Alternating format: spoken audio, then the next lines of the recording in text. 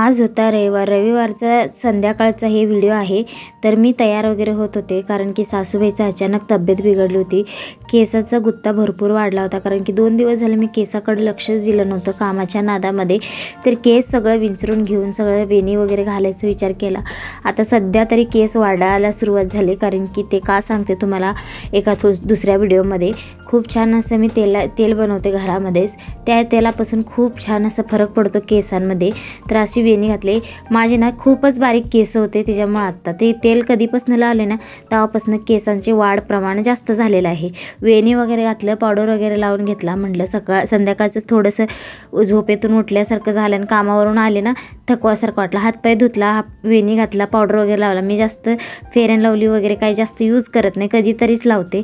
Powder वगैरे लावून घेतला। केसां किती पण विंचरलं तर केसांचं जे व्हायचं ते होतंच। असं वडणी घातलं तर सारखं घ्यायचं टेन्शन नसतो, एकदा घातलं की परत बघायला येत नाही। तर सासूबाईचं अचानक तब्येत बिघडली होती, सगळे दवाखाने बंद झाला होता।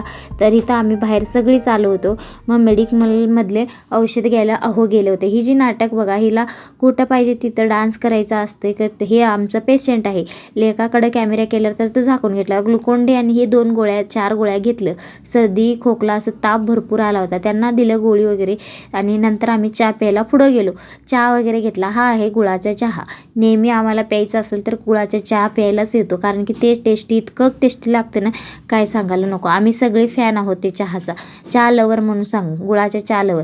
ही तर बघा चिंचलीचा जत्रा होती म्हणून सगळी बैलगाड्या वगैरे चालले होते, मस्त कलर भंडारा वगैरे टाकून मस्त चालले होते। सगळीकडे रस्ता असा भरलेला होता। आम्ही सांगलीतनं निघलो आहोत तिथपर्यंत।